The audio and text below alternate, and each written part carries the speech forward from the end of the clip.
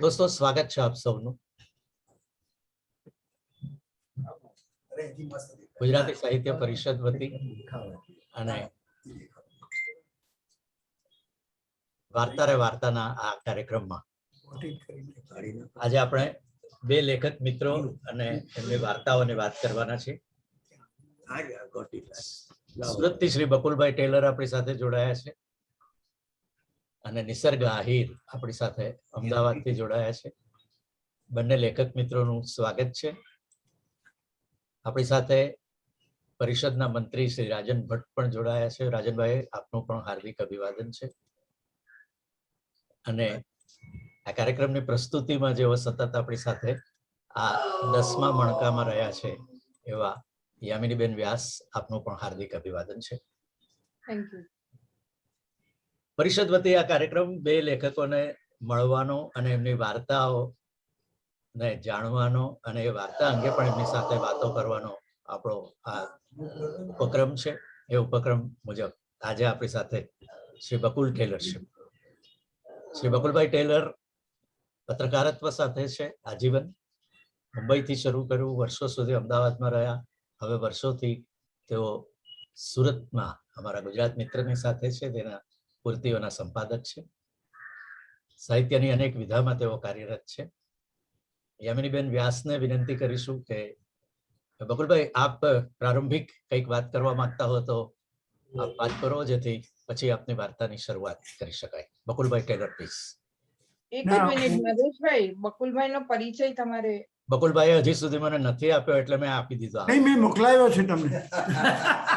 Okay okay okay, મોકલાવ્યો છે મેં તમને. ફરીથી અત્યારે પણ જોઉં છું. તમે મને વોટ્સઅપ કર્યો છે કે મેલ કર્યો છે? હા, વોટ્સએપ કર્યો છે.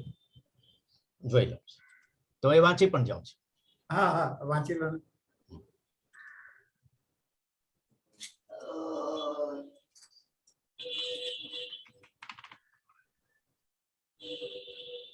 બકુલભાઈ, આ 10:03 આવ્યો છે તમારો પરિચય, તો હું વાંચું છું.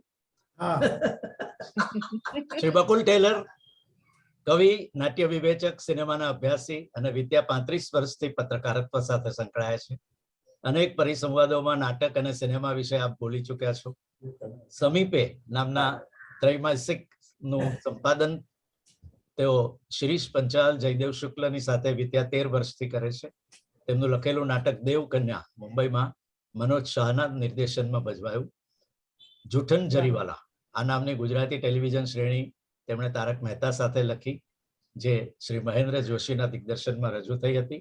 આવા શ્રી બકુલભાઈ ટેલર આપણી સાથે છે. એમનું હાર્દિક અભિવાદન છે. અને યામિનીબેનને વિનંતી કરીશું કે એક અજાણ્યો ભય એમની વાર્તાનું આપ પઠન શરૂ કરી શકો. બકુલભાઈ, ફરીથી એક વખત આપનું સ્વાગત છે. નિસર્ગજી, આપનું પણ હાર્દિક અભિવાદન. Thank you very much Nareshbhai. સૌને વંદન કરું છું. અને બકુલભાઈની રજાથી હું આ એમની વાર્તાનું પઠન કરવા જઈ રહી છું. બકુલભાઈ, શીર્ષક છે એક અજાણ્યો ભય.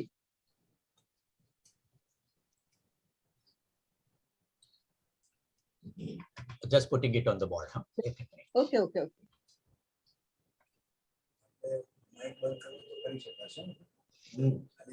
બેન, આપ વાંચવાનું શરૂ કરી શકો. હાજી. એક અજાણ્યો ભય. હવે તો કોરોનાનું ટેન્શન પણ હળવું થયું છે અને વેક્સિનના બંને ડોઝ પણ લેવાઈ ગયા છે. નાઉ વી કેન. Yeah please. યજ્ઞએ આવેગથી બોલવા માંડેલું વાક્ય અચાનક જરા થંભાવ્યું ને કિચનમાં રોકાયેલી મમ્મી સેજ ડોક ફેરવી પોતાના તરફ જુએ તેની રાહ જોઈ. અંજનીએ કમ અને ડોક ગુમાવી અને આંખોમાં સ્થિર ભાવે યજ્ઞ તરફ જોયું. યજ્ઞને પહેલા તો થયું કે સેન્ટેન્સ પૂરું કર્યા વિના જ કિચનની બહાર નીકળી જાય, પણ તેણે જે વાત કહેવી હતી તેમાં દ્રઢતા ઉમેરી અને વાક્ય આગળ વધાર્યું. તો આપણે હવે ઇન્ડિયા જઈ આવીએ. ફરી તે જરા ખચકાયો. મુઠ્ઠી વાળેલા હાથને પગ પર સંયમિત રીતે પછાડ્યો ને વાક્ય પૂરું કર્યું. નાનીની હેલ્થ પણ ઠીક નથી અને તે જેને ખૂબ રમાડેલો તે તારા ભાણેજના લગ્ન પણ છે. વાત જાણે સાંભળી જ ન હોય તેમ અંજની ફ્રીજમાંથી ચીઝ કાઢવા લાગી. યજ્ઞ ગુસ્સાનો મિજાજ ધરાવતો ન હતો, પણ તેને આજે જે કહેવું હતું તે કહેવું જ હતું. છેલ્લા 4 વર્ષથી તને હું વારંવાર કહું છું કે ઇન્ડિયા જઈ આવીએ, પણ તું તૈયાર જ નથી. મારા કે પપ્પા કરતા તે વધારે તારું છે. પપ્પાએ 2 વાર ફ્લાઇટની ટિકિટ બુક કરાવી, પણ તે છેલ્લી ઘડીએ કેન્સલ કરાવી. આટલું બોલતા યજ્ઞને થયું કે વાતને જરાક હળવી બનાવવી જોઈએ. એટલે અંજની પાસે ગયો ને બોલ્યો, ગઈકાલે સાંજે જ હું પૃથ્વીનો નકશો જોતો હતો. ઇન્ડિયા જ્યાં હતું ત્યાં જ છે, ને તારું બિલ્ડીમોરા પણ, કે જ્યાં તું નાના નાની મામા વચ્ચે મોટી થઈ છે. તારા ખરાબ દિવસોમાં તેમને સપોર્ટ કર્યો છે. શું કાર્યક્રમમાં તારે તેમને મળવું જ નથી? યજ્ઞએ આ છેલ્લું વાક્ય બોલવું જ નહોતું, પણ અવશ્ય બોલાઈ ગયું. પણ ત્યાં સુધીમાં તે સમજી ગયો કે મમ્મી નિરુત્તર જ રહેશે, એટલે તે કિચનની બહાર નીકળી ગયો. હવે તે કેનેડામાં આવ્યો ત્યારે જેટલો નાનો હતો તેવો નહોતો. કેનેડા આવ્યાને 9 વર્ષ થઈ ચૂક્યા હતા, ને તે એટલો મેચ્યોર થઈ ગયો હતો કે સંબંધમાં કોઈ તાણ પ્રવેશે તો તરત સમજી શકે. મમ્મી ઇન્ડિયા જવા નથી માંગતી તે તેને સમજાઈ રહ્યું હતું, પણ કેમ નથી જવું તે સમજાતું નહોતું. પણ યજ્ઞ કિચનમાંથી બહાર નીકળ્યો ને અંજનીની આંખમાં આંસુ ધસી આવ્યા. પોતે દીકરાને અને નૈનેશને ઇન્ડિયા ન જવા વિશે કશું કહી શકતી નહોતી. નૈનેશ સાથેના પુનઃલગ્ન પછી કેનેડામાં પગ મૂક્યો ત્યારે યજ્ઞ 14 વર્ષનો હતો અને પોતે 38 વર્ષની.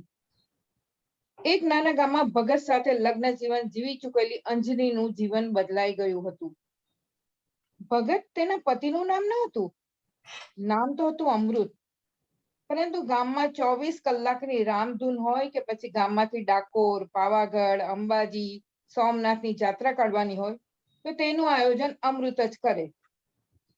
ગામના દરેક ધાર્મિક ઉત્સવમાં સૌથી વધુ દોડાદોડ તેની જ હોય, એટલે લોકોએ તેને ભગત કહી સંબોધવા માંડેલું. જો કે અંજનીને આ બધું ગમતું નહીં. પતિ સવારે કલાક એકનો સમય પૂજા પ્રાર્થનામાં વિતાવે તેનાથી પણ તે અકળાતી. પણ આ ગામ આખું જેને ભગત કઈ માન આપે તેને રોકવાય કઈ રીતે? ક્યારેક તેને ગામમાં સતચંડી યજ્ઞ હોય તો ઉપવાસ રાખી સાથે બેસવું પડતું. તે વખતે એને ભગતાણી કઈ ઘણા સંબોધે તેનાથી તે અંદરો અંદર અકળાતી. પણ તે વખતે અમૃત તેની તરફ જરા પ્રસન્નતાથી જોતો. અમૃતને એવું થતું કે ધીરે ધીરે અંજની પણ ધાર્મિક વૃત્તિમાં ઢળી રહી છે. જો કે એવું હતું નહીં. અમૃત જ્યારે ગામના લોકોને લઈ જાત્રાએ ઉપડતો તો કોઈને કોઈ બહાનું કાઢી યજ્ઞને લઈ અંજની પિયર ચાલી જતી. તેને તો દીકરાનું નામ યજ્ઞ પણ ગમતું નહીં. રાજેશ ખન્ના, ધર્મેન્દ્ર કે જીતેન્દ્રના નામ પર દીકરાનું નામ રાખવું હતું. પણ અમૃત તેને નામ સંસ્કારનું મહત્વ સમજાવતો અને વૈદિક ઋષિના નામ સૂચવવા સાથે તેના તાત્વિક અર્થ સમજાવતો. અંજની મનોમન દલીલ કરતી કે એ બધા નામ નથી, બલકે ચેતના કેળવાયા પછી ધારણ કરેલા નામ છે. બાકી નામ પ્રમાણે કઈ ચારિત્ર ઘડાતા નથી. પણ તે અમૃત સામે બહુ બોલી શકતી નહીં. તેને તેની માન્યતા કોઈ પડકારે તો છેડાઈ જતો. પહેલા તો તરત હાથ જ ઉપાડતો, પછી મૌન પાડતો થયો. પણ દલીલ સાંભળવાની આવે ત્યારે તેની મુઠ્ઠી જરૂર ભીડાઈ જતી. અમૃતના વધતા જતા ધાર્મિક વલણથી તે ધૂંધવાતી અને જ્યારે બ્રહ્મચર્ય પાલન સુધીનો આગ્રહ થવા લાગ્યો ત્યારે તો તે તમતમી ઉઠી હતી. અમૃત પ્રત્યે તેને એક સમય ખૂબ લગાવ હતો. તેના જીવનમાં કોઈ પ્રથમ પુરુષનો સ્પર્શ અનુભવ્યો હોય તો તે અમૃત જ હતો.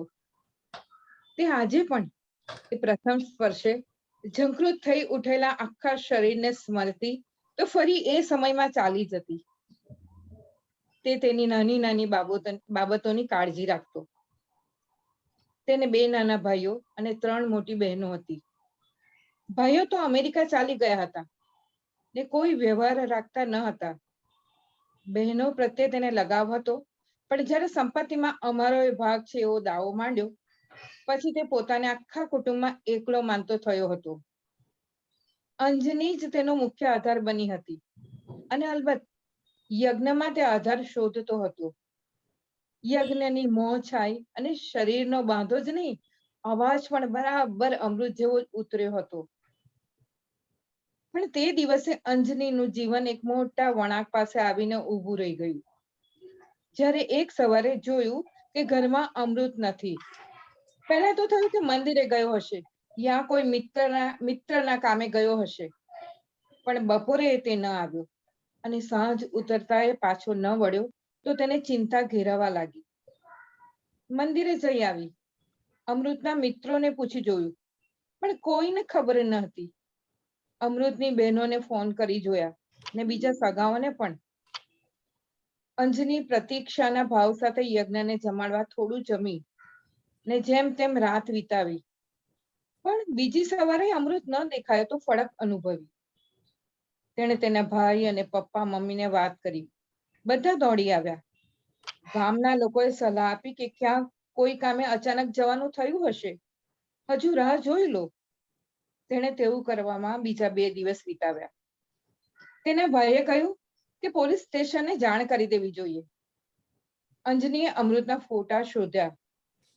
શ્રાવણ મહિનામાં કાવડ ભરવા જાય ત્યારે દડી વધી જતી ને તે વખતે તે ફોટા પડાવતો. એવા ફોટા સાથે પોલીસ સ્ટેશનમાં બધી વિગતો આપી.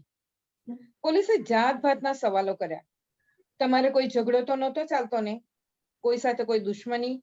કોઈ અન્ય સ્ત્રી સાથે સંબંધ? આવા બધા સવાલોના ઉત્તર આપતી વેળા અંજનીનો જીવ ડોવાતો હતો. જેની સાથે આટલા વર્ષ રહી તે પુરુષ સાવ અજાણ્યો અનુભવાઈ રહ્યો હતો. પોલીસે કહ્યું કે અમે તપાસ કરીશું ને ભાળ મળે તો જાણ કરીશું. પછી તો નદીના પુલ પરથી કોઈ આપઘાત કરે યા નજીકના હાઈવે પરથી અકસ્માત મૃત્યુના યા રેલવે ટ્રેક પર કપાઈ મર્યાના સમાચાર આવે તો પણ તે મૃતદેહને ઓળખ માટે અંજનીને જવું પડતું. તેણે પોલીસને માહિતી આપેલી કે અમૃત બહુ ધાર્મિક વૃત્તિનો હતો. કોઈ સાધુ બાવા સાથે ચાલી ગયો હોય. પોલીસે એવી તપાસ કરી અને અંજનીનો ભાઈ તો મોટરસાયકલ લઈ ક્યાં ક્યાં દોડ્યો હતો. હરિદ્વાર પણ ગયો અને અનેક આશ્રમોમાં શોધી જોયું. કોઈ જગ્યાએ ભાળ ન મળી અને અંજનીનું હવે સાસરે રહેવું મુશ્કેલ થતું જતું હતું. યજ્ઞનું ભણતર પણ બગડતું હતું. એટલે તેને તેના પપ્પા મમ્મીએ કહ્યું કે અમારી સાથે આવીને રહે. તેને તેમ જ કરવું પડ્યું. પણ એ વિચારમાંથી અમૃત ખસતો જ ન હતો. શું તેણે આપઘાત કર્યો હશે? તેણે તેવું કર્યું હશે તો કારણમાં પોતે હશે? તેને તો યજ્ઞ ખૂબ ગમતો હતો. શું દીકરાના વિચારે તે પાછો ન ફરે? તેને એમ પણ થતું કે સ્ત્રી તરીકે તેને એક સમયે જે સુખ આપ્યું છે તે સુખ પણ તેને પાછો લાવશે. પણ આ તેની ધારણા મહિનાઓમાં ફેરવાતી ગઈ અને પછી 1 વર્ષ, 2 વર્ષ, 3 વર્ષમાં તેણે આ દરમિયાન એક નોકરી શોધી લીધી જેથી પિયર રહેવું સોમાન ભર્યું લાગ્યું. પણ તે નક્કી નહોતી કરી શકતી કે પોતાને વિધવા ગણવી કે સધવા. આ વિશે તેને કોઈ કશું કહી શકે તેમ પણ ન હતું. પણ તેણે જીવન વ્યવહારમાં વસ્ત્રોમાં થોડી સાદગી અપનાવી લીધી હતી. પ્રસંગોપાત તે સારા વસ્ત્રો પહેરે પણ પ્રસંગ પૂરો થતા તરત બદલી કાઢતી. તેને થતું કે લોકો તેને જોઈ રહ્યા છે અને પૂછી રહ્યા છે કે તું તને કઈ રીતે સધવા માને છે? બધાની વચ્ચે તું હસી કેમ શકે? તે પોલીસ સ્ટેશન નિયમિત જતી ને પૂછતી રહેતી, પણ પોલીસ હવે વધારે કાંઈ કહી શકતી નહોતી. અંજનીના ભાઈ અને વડીલોએ નક્કી કર્યું કે હજુ તો 30 વટાવી છે ને સામે લાંબુ જીવન છે. આ રીતે અંજની એકલી ન રહી શકે. તેને પુનર્લગ્ન કરી લેવા જોઈએ. અંજની આ વિચારમાં આરંભે તો સંમત ન થઈ, પણ પછી તેને લાગ્યું કે એકલા ન જીવાશે, એકલા ન જ જીવાશે. પિયરમાં રહેવું ઓશિયાળું લાગવા માંડ્યું. તેની એક બહેનપણીએ સમજાવ્યું કે અમૃત કુમારને તે કાંઈ ઘર છોડાવ્યું નથી. તે પોતે જ કોઈ અજ્ઞાત કારણે ખોવાયા છે. ને નથી મળતા તો હવે રાહ જોવાનો શો અર્થ? અંજનીને યજ્ઞનો વિચાર આવતો કે પોતે પરણે તો તેનું કોણ? તેણે નક્કી કર્યું કે મારી સાથે મારા દીકરાને કોઈ અપનાવે તો પુનર્લગ્નનો વાંધો નથી. ને એક દિવસ નૈનેશની વાત આવી. તે કેનેડામાં જ વર્ષોથી રહેતો હતો. 2 દીકરાનો પિતા હતો અને તે બંને હવે પરણવાની ઉંમરે પહોંચ્યા હતા. નૈનેશની પત્ની એક વખત ઇન્ડિયા જ આવેલી ને રોગમાં એવી સપડાયેલી કે મૃત્યુ પામેલી. પત્નીના મૃત્યુ પછી નૈનેશને ત્યારે વધુ એકલા લાગવા માંડ્યું.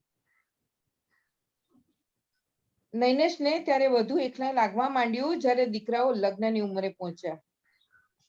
પોતે 45 નો થઈ ગયો હતો. ઇન્ડિયામાં જે સગા હતા તે તેને કહેતા કે પુનર્લગ્ન કરી લે, અમે તને કોઈ યોગ્ય પાત્ર શોધી આપીશું. ને આમ અંજની સુધી વાત આવી. પહેલા તો થયું કે પરણમાં આવેલા 2 દીકરાના બાપ સાથે લગ્ન, પણ નૈનેશને મળ્યા પછી અને કેટલીક સ્પષ્ટતાઓ થયા પછી લાગ્યું કે પુનર્લગ્ન શક્ય છે. નૈનેશે કહ્યું હતું કે હું તારા દીકરાને સ્વીકારીશ અને મારા બંને પુત્ર તો સારી જોબ પર લાગી ગયા છે, એટલે લગ્ન પછી પોતાની રીતે રહેશે. અંજનીને લાગ્યું કે નૈનેશ યોગ્ય વ્યક્તિ છે અને કેનેડા ચાલી જવાશે તો અહીંની સ્મૃતિઓથી પણ પીછો છોડાવાશે.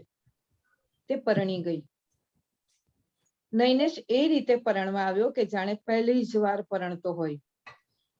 પ્રથમ લગ્નમાં બહુ સગાઓને તેડાવી શક્યો નહોતો, એટલે મોટા સોશિયલ ફંક્શન તરીકે તેણે લગ્ન વિચાર્યા. અંજનીને એવું લાગ્યું કે પ્રથમ વાર જ પરણી રહી છે. અમૃત સાથેના લગ્નને તે યાદ કરતી, પણ નૈનેશ સાથેના લગ્ને તેનામાં નવી ઉત્તેજના ભરી હતી. એટલે પેલા લગ્નની યાદને ધક્કો મારીને દૂર હડસેલતી. તેને એમ પણ થતું હતું કે મનમાં પૂર્વ જીવનનો પતિ અને સામે વર્તમાન જીવનનો પતિ હોય તો મુશ્કેલી સર્જાશે. અને આખર તે પરણી અને લગ્નના થોડા મહિના પછી પાસપોર્ટ વિઝાનું કામ થઈ જતા કેનેડાએ પહોંચી ગઈ. અહીં એક નવું જીવન શરૂ થયું. નૈનેશમાં રહેલો પુરુષ પણ નવી સ્ત્રી પામતા જાગી ગયો હતો. હવે તેના માથે કમાવાના મોટા સંઘર્ષો નહોતા, એટલે નચિંત ભાવ પણ આવ્યો હતો. અંજની નૈનેશને કહેતી કે અંજની નહીં કોઈ બીજા નામે સંબોધે, અને નૈનેશે તેના કોલેજ કાળની એક મિત્ર નૂતનના નામે અંજનીને સંબોધવી શરૂ કરી.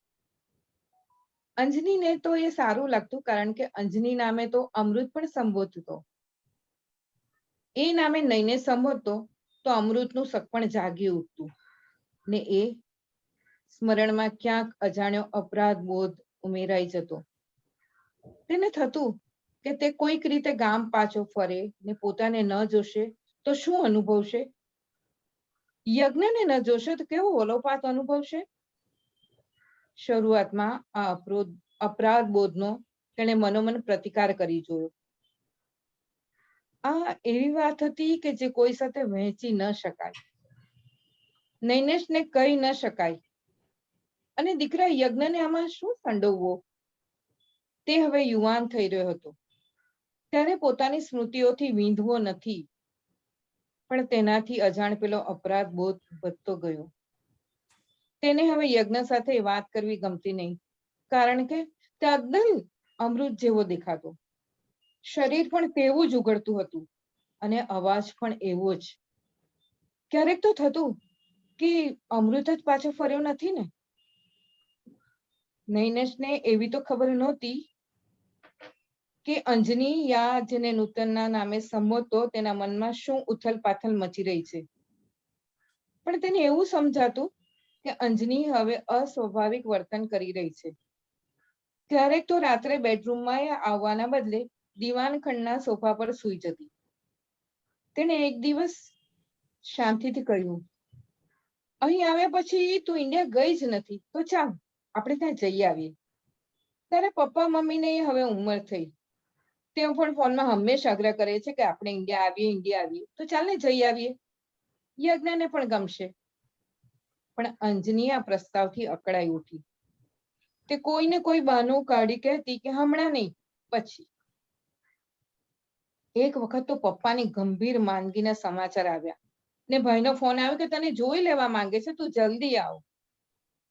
પણ ખબર નહીં કેમ અંજનીમાં કશુંક મરી રહ્યું હતું ને એક દિવસ પપ્પાના મૃત્યુના સમાચાર આવ્યા તો પહેલા બિલકુલ રડી ન શકી ને પછી 2-3 દિવસ રડતી જ રહી.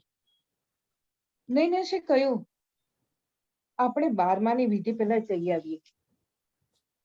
અંજનીએ પહેલા તો હા પાડી, પણ ટિકિટની ડેટ કન્ફર્મ કરવાની હતી ત્યારે કહે, હવે જે પપ્પા છે જ નહીં ને તેમને મળવાનું જ નથી તો જઈને શું કરવું. નૈનેશે કહ્યું, પણ તારી મમ્મી છે, ભાઈ ભાભી ભાણેજ છે, તો કહે અત્યારના શોખના દિવસોમાં જઈશું તો બધે ફરાશે નહીં, એના કરતા એવું કરીએ પછી જઈએ. ને આમ કરતા કરતા કોરોના આવી ગયો. હકીકતે તો અંજનીએ તેથી રાહત અનુભવી. તે પોતે જ જાણતી હતી કે અમૃતના સ્મરણો તેને અજમ કરી દેતા હતા. તેને રહી રહીને થતું કે પોતાના જ કોઈ કારણે તે ઘર છોડી ગયો અને પાછો વળ્યો નથી. તેને એમ પણ થતું કે હું ઇન્ડિયા જઈશ તો તેને ખબર પડી જશે અને કોઈક રીતે મળવા દોડી આવશે ને ત્યારે પૂછશે કે સપ્તપદીના બંધન આ રીતે તોડી શકાતા નથી. આપણે પરણ્યા છે પણ છૂટાછેડા તો કદી લીધા નથી, તો આ જે તું પરણી રહી છે તે વ્યભિચાર છે, આ જે તું પરણી છે તે વ્યભિચાર છે. અંજની હબકી જતી. તેને યાદ આવતું કે નૈનેશ સાથે પરણ્યા પહેલા દરેક સાધુ બાવામાં તે તેને શોધી રહેલો અમૃત દેખાતો.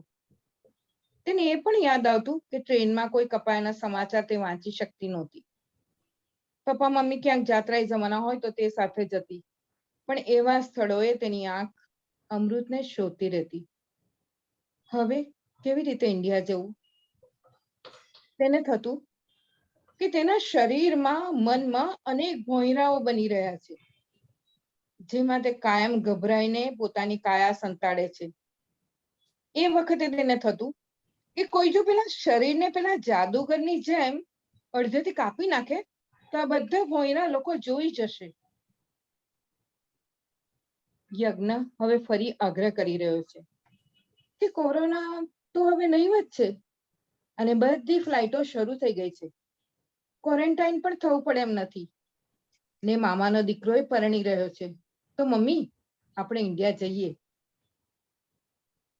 અંજની કશું બોલી શકતી નથી. તે ગભરાઈ જાય છે, આખું શરીર પરસેવે રેપઝેપ થઈ જાય છે.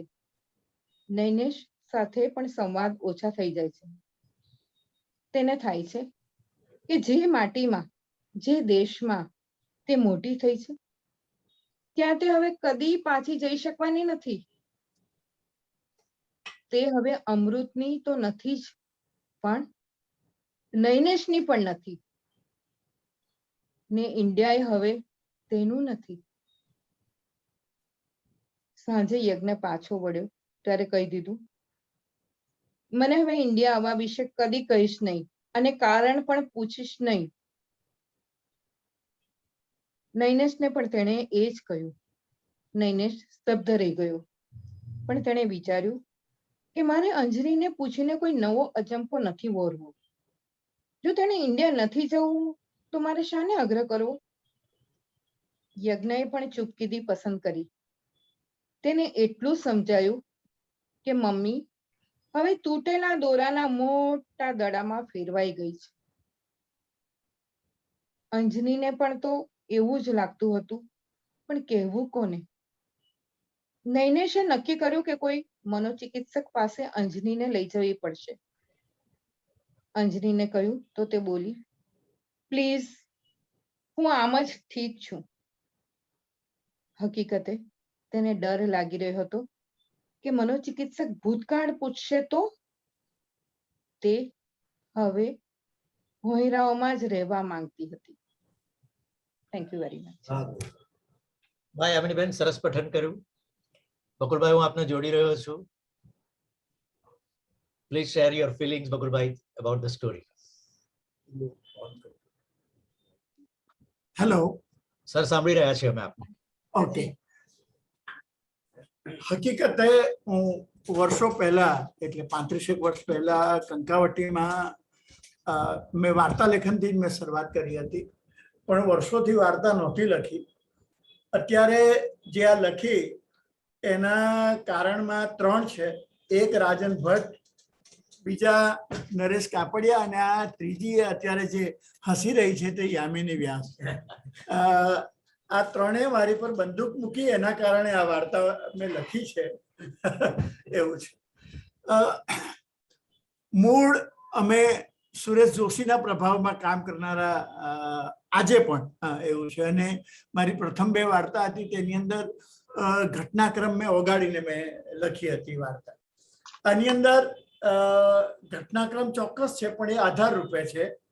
અને પછી જે પેલી સ્ત્રીની અનુભૂતિ છે, એનો જે ભય છે, એક લગ્ન જીવન એ જીવી ચૂકી છે અને બીજા લગ્ન જીવનમાં છે, અને એના મનમાં આમ તો એ કપોળ કલ્પિત છે એનો ભય. સામે જે પુરુષ જે એનો પતિ હતો તેનું શું થયું એના કારણમાં એ પોતે તો આમ જોવા જાય તો નથી, પણ જ્યારે મન શરૂ કરે તો ધીરે ધીરે એ મન આખું જેમ પેલા વોરમાં વિતાતું જાય ને એ રીતે પેલી કલ્પનાઓમાં એટલે ભય જાણે ઓરની જેમ એની આસપાસ વિતાતો જાય છે અને ગુંગળામણ સુધી પહોંચી જાય છે.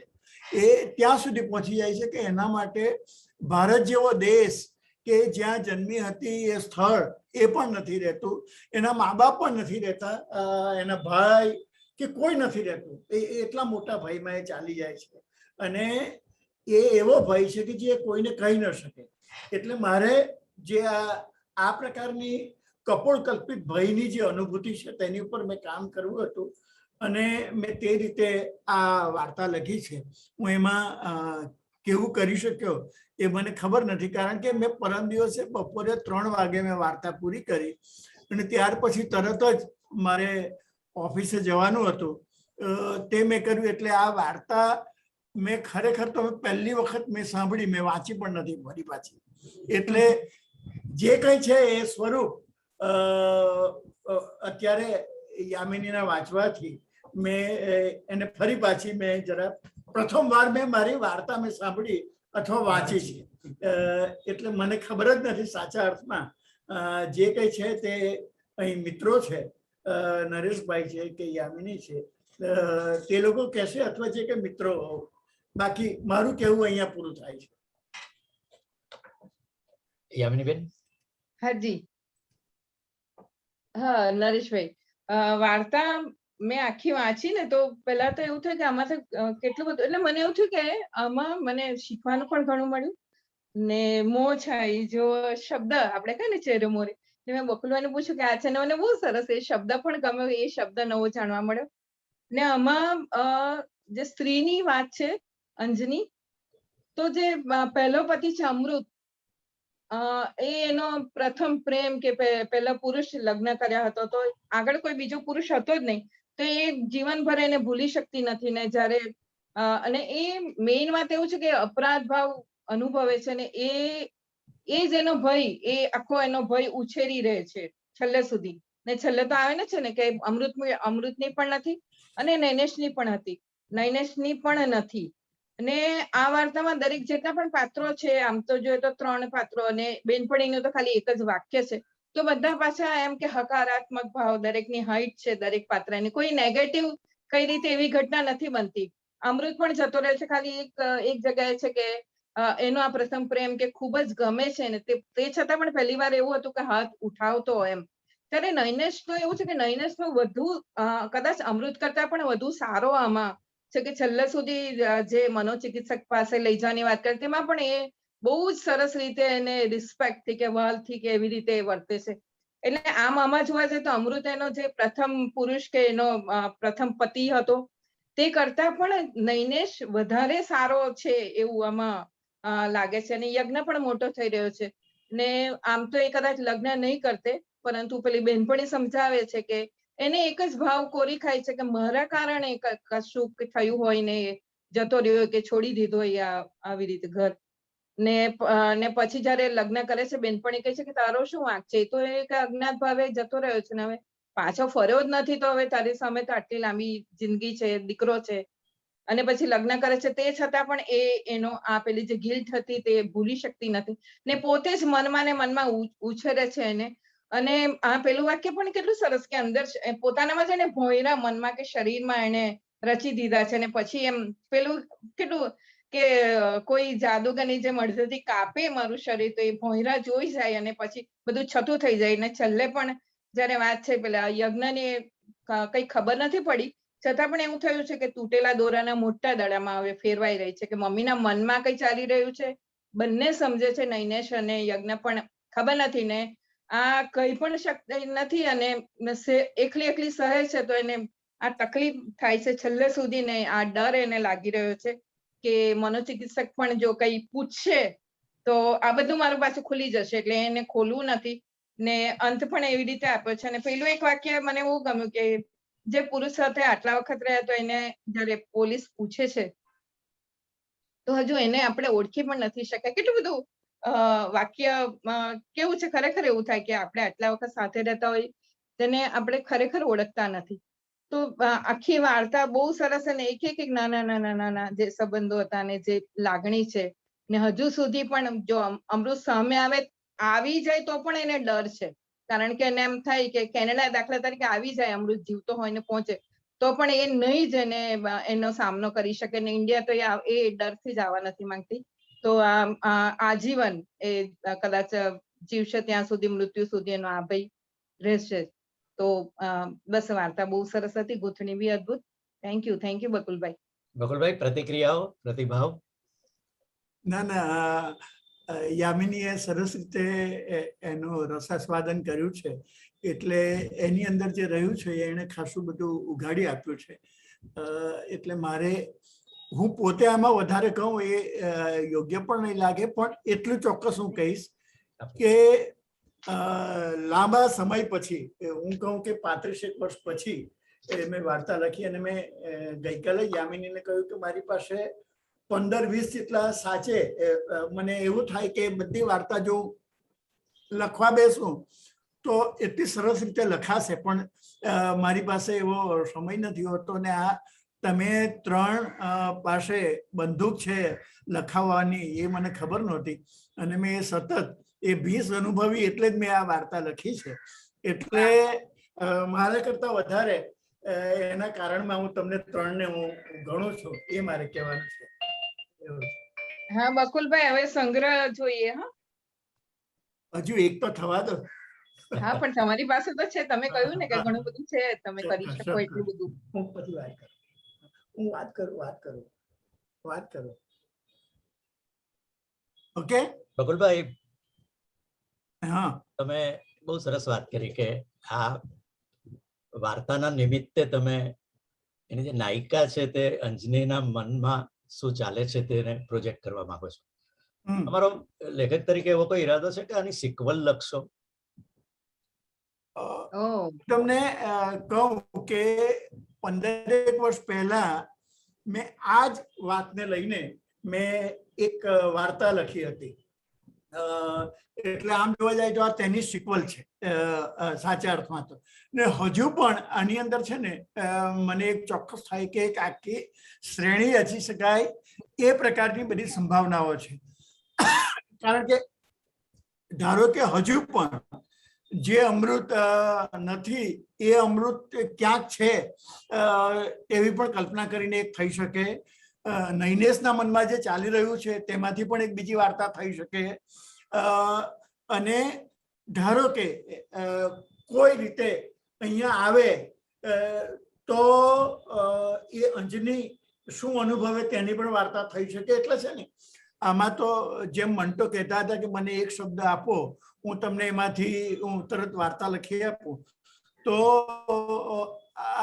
છેવટે તો આ મનુષ્ય મનની વાત છે.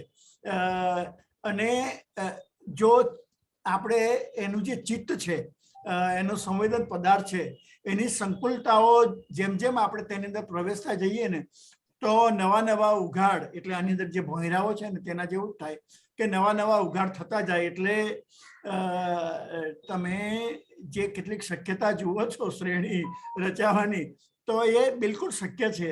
હું એમાં કરીશ કે નહીં કામ એ મને ખબર નથી. મને આ છાપામાંથી છોડાવો તો.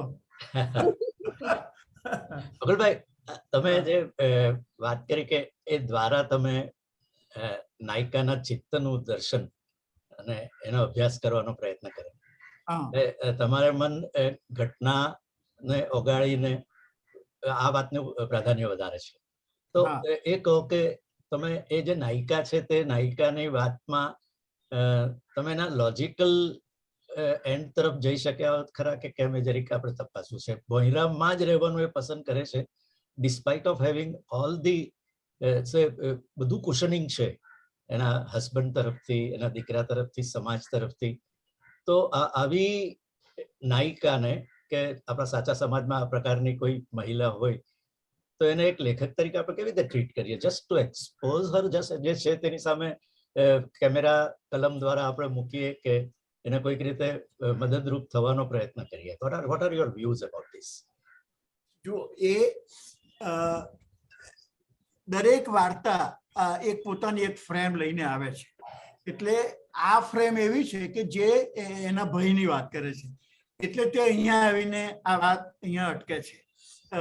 આપણે એ સ્ત્રીને જો ફરી ઉઘાડવી હોય, કારણ કે એના જે પ્રકારનો પતિ છે, એનો દીકરો પણ છે, અને તે લોકો જે પ્રકારની સહાનુભૂતિ દાખવે છે, તો એક વખત એ પોતાની વાત કહી શકે બધી જ. કારણ કે એનો હસબન્ડ એ પ્રકારનો પણ નથી કે જે એની ઉપર ખૂબ આશંકાઓ કરતો હોય કે આ તું શું ને તે કેમ, મારો કોઈ વાંક નથી અને તું આટલી બધી ચૂપ રહે છે, કશું અમને જણાવતી નથી, તું કંઈ ભારતમાં કોઈ અપરાધ કરીને તો આવી નથી કે કંઈ આવી એવું કરીને આવી છે, એવું એને પૂછી શકે અને એને એ ખોલી શકે. પણ એ મેં કહ્યું તેમ દરેક વાર્તા પોતાની એક ફ્રેમ સાથે હોય ને આ ફ્રેમ અહીંયા પૂરી થાય છે.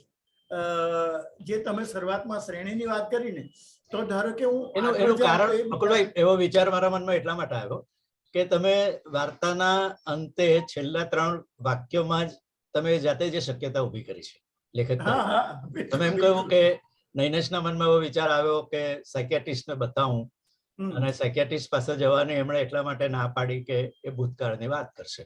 તો અગર લેખક પોતાની નાયિકાને થોડો કૂણો બનીને એને સમજીને અથવા તો તમારી આ વાર્તા વાંચીને કે સાંભળીને તમારા જે વાચકો કે પ્રેક્ષકો છે તેમના સુધી કોઈક મેસેજ આપવાના માટે તમે સાયકિયાટ્રીનો એક રસ્તો ખુલ્લો પણ રાખો, પણ એ દિશામાં તમે ગયા નહીં. ત્યાંથી તમે ભોંયરામાં જ રહેવાનું નક્કી કર્યું, એમ તમે નાયિકાને કેદ કરી દીધી. તમે જે કહી રહ્યા છો એ મારા માટે એક બીજું આહવાન છે, અને મને ચોક્કસ જ એ એક્સપ્લોર કરવું ગમશે એવું છે. એટલે આમ જોવા જાય તો આ વાર્તા, આ બીજી વાર્તા લખાઈ છે આ જ એની પર. હું ત્રીજી વાર્તા, મારા મિત્ર અજીત ઠાકોર છે, જેમનો એક વાર્તા સંગ્રહ છે જે તેમણે કુટુંબના જ પોતાના ભાઈ છે અને પિતા છે, એ બધામાંથી તેમણે છે ને 13-14 વાર્તા તેમાંથી જ લખી છે. તમે એ વાર્તા બધી અલગ વાર્તા તરીકે પણ વાંચી શકો અને સાથે વાંચો તો એક નોવેલ તરીકે પણ જોઈ શકાય. આની અંદર પણ એ પ્રકારે થઈ શકે. એટલે તમે આજે આટલું બધું કહ્યું છે તો હું ચોક્કસ વિચારીશ જ. મને પણ ગમ્યું છે કે હજુ નવા ઉઘાડો બાકી છે એવું છે. Thank you very much. બધા ભોંયરાઓ છે તો બીજા ભોંયરાઓ પણ આપણે જઈશું એવું છે. થેન્ક્સ અ લોટ બકુલભાઈ. બહુ સરસ વાતો પણ તમે કરી અને એકદમ ખાસ ભાવે તમે વાત કરી. તમે પ્લીઝ જોડાયેલા રહેજો. આપણે નિસર્ગભાઈની વાર્તા તરફ જઈએ છીએ, પણ તમારો એપિસોડ પૂરો થતો નથી. તમે અમારી સાથે રહેજો, કારણ કે નિસર્ગભાઈની વાર્તામાં પણ કેટલાક એવા ઇંગિતો છે કે જેમાં તમારી પણ વાત કરવાની અમે જરૂરિયાત મહેસૂસ કરીશું. એટલે પ્લીઝ બી વિથ અસ. નિસર્ગભાઈ, આપ પ્લીઝ અનમ્યુટ યોર માઇક્રોફોન. તમારું ખૂબ ખૂબ સ્વાગત છે. અને I'm just putting you, adding you to the spotlight. ખૂબ ખૂબ સ્વાગત છે. અને મારે પહેલા આપના વિશે જે વાત કરવાની છે ત્યાંથી હું શરૂઆત કરું. મને નિસર્ગભાઈનો એક નાનકડો પરિચય મિત્રો મારે આપની સમક્ષ કરવો છે અને ત્યાંથી આપણે આ વાતની શરૂઆત કરીએ. I'm just putting it on the screen also. Shri Nisarg Ahir, assistant professor, Gujarati વિભાગ, Gujarat arts and science college, Ellis bridge, Ahmedabad. આપ કવિ, લેખક, વક્તા, ચિત્રકાર, આર્ટ ક્રિટિક, ઉદ્ઘોષક, આપ જુઓ કેટલી બધી વાતો એક સાથે છે. ભારતીય સંસ્કૃતિ, કલા અને સાહિત્યના આપ સંશોધક છો. ભારતીય અકાદમી દિલ્હી એડવાઇઝરી બોર્ડના આપ સદસ્ય છો. કે બિરલા ફાઉન્ડેશન દિલ્હી ખાતેના એવોર્ડ સમિતિના આપ સદસ્ય છો. શબ્દસર આ સામયિકના આપ સંપાદક, નવનીત સમર્પણના વર્ષના શ્રેષ્ઠ લેખક રૂપે આપ પુરસ્કૃત થયા છો. કલારત્ન એવોર્ડથી સન્માનિત. નવનીત સમર્પણ પરબ, નવચેતન, કુમાર, શબ્દ સૃષ્ટિ જેવા પ્રસિદ્ધ સામયિકોમાં આપના લેખોનું પ્રકાશન થયું છે. એમના 11 પુસ્તકો પ્રકાશિત થયા છે. શ્રી કિશોરસિંહ સોલંકી, શબ્દ અને સર્જક. કલારમ્ય ચક્ષુ તીર્થ, શુરાતન સજે શણકાર, આયખુ અમૃતધારા, આહિર પ્રકાશ, ભાતીગળ ભવના ભરત, અંતર જેનું આકાશ, સગપણ સંચરે સમય પાર, પ્રીત પરમના પંથે, રાણકી વાવ, રમ્ય રૂપાંતરણ, કલા સંપદા. આપા પુસ્તકોના શીર્ષક પરથી જ એમની કલા પ્રીતિ, એમની સાહિત્ય પ્રીતિ અને ઓછામાં કેટલી સરસ રીતે વાત કરી શકાય તેનો અંદાજ મેળવી શકો છો. સો હું નિસર્ગજીને વિનંતી કરું, નિસર્ગજી પ્રારંભિક આવકાર, સ્વાગત, અને આપ આ સંદર્ભે કંઈક વાત કરો. એ દરમિયાનમાં હું આપની વાર્તાને સ્ક્રીન પર મૂકીને વાંચવાનું આપની પાસેથી મંજૂરી લઈશ. નમસ્કાર. માત્ર આનંદ વહેંચવાનો છે કે કીર્તિદાબેને કહ્યું અને સાહિત્ય પરિષદ સાથે સંકળાવાનું હોય તો ગમે છે. જી. હું સતત વાર્તાઓ લખતો નથી. 2002માં સંદેશમાં લાગણીના રૂપ નિરાળા કરીને શ્રેણી ચલાવતો અને ત્યારે ઘણી વાર્તાઓ લખી. વચ્ચેના ગાળામાં કેટલા બધા પ્લોટ્સ પડ્યા છે, પણ આ નિમિત્તે એક તાજી, જેમ બકુલભાઈએ તરત લખી એ મેં વાર્તા 25મીએ પૂરી કરી 2 દિવસમાં. તો એનો આનંદ છે. ઘણા બધા પ્લોટ્સ જોયા, પણ એ પ્લોટ્સથી પર થઈને જુદી વાર્તા મનમાં આવી. અને ખાસ વાર એ કહેવું છે કે વાર્તા, કથા તત્વ એ આપણને ખૂબ ગમે છે, પરંતુ ઘણીવાર એક સંપાદક તરીકે હું જોઉં છું કે બહુ ફ્લેટ વાર્તા જતી હોય તો એમાંથી હું ઘણું બધું શીખું છું. અને એ મારે જે કેટલાક મને દોષો દેખાય એ ટાળીને કઈ રીતના વાર્તા લખી શકાય એવો એક પ્રયોગ પણ છે. એક એવો પ્રયોગ થયો છે અને એના પરિણામો કેવા છે એ તો આપ સૌના લોકો જ કહી શકશો. પણ એવો એક પ્રયાસ તમારી સમક્ષ મૂકું છું કે વાર્તા પૂરી થયા પછી પણ મનમાં ઘૂંટાતી રહેતી હોય અને શું થયું હશે એવો એક પદ્ધરતા લટકતો અંત, એ સાથે જોયા પછી જ આપણે વધારે વાત કરીશું. Thank you. So nice of you નિસર્ગભાઈ, ધેટ વોઝ વન્ડરફુલ. આપનો પરિવેશ, અત્યારે તમારું જે બેકગ્રાઉન્ડ છે એ બધું જ પણ તમારા ચરિત્રને છતું કરે છે. તમે કેટલું સરસ કાર્ય કરો છો, સૌમ્ય છો. અને શ્રોતા મિત્રો, આપને મારી એક નાની વિનંતી એ પણ છે કે નિસર્ગભાઈની વાર્તાનું પઠન કરું ત્યારે એક અનાયાસ જે આજે થયો છે કે આપણી પાસે 2 લેખકો છે, 2 વાર્તાઓ છે. તમે જુઓ એ 2 વાર્તાઓમાં કેટલાક સરસ મજાના સામ્ય પણ છે અને એ બિલકુલ અનાયાસ છે.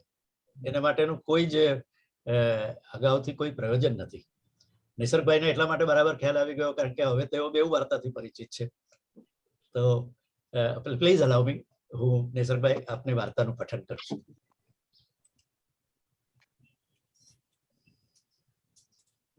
સરનામાની શોધ. લેખક નિસર્ગ આહિર.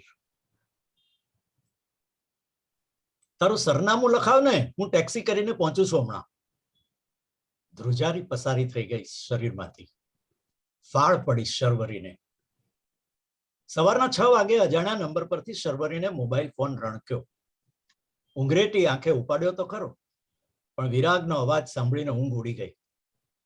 વિરાગને શું કહેવું, કઈ રીતે પ્રત્યુત્તર આપવો એ તરત તો ન સૂઝ્યું, એટલે સરનામું લખાવી દીધું. ફોનની રિંગને કારણે શર્વરીનો પતિ ઓમ પણ જાગી ગયો હતો. અડધી આંખો ખોલીને ફરીથી સૂઈ ગયો. શર્વરી ડ્રોઈંગ રૂમમાં આવી ગઈ. ચિંતામાં આમ તેમ આંટા મારવા લાગી.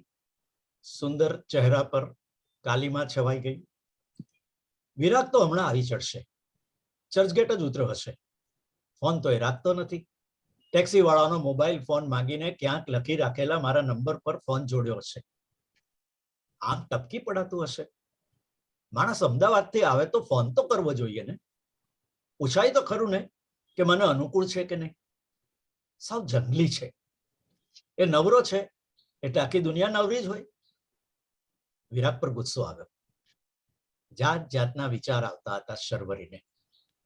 ઊંડા શ્વાસ લીધા, મન શાંત કરવાનો પ્રયાસ કર્યો.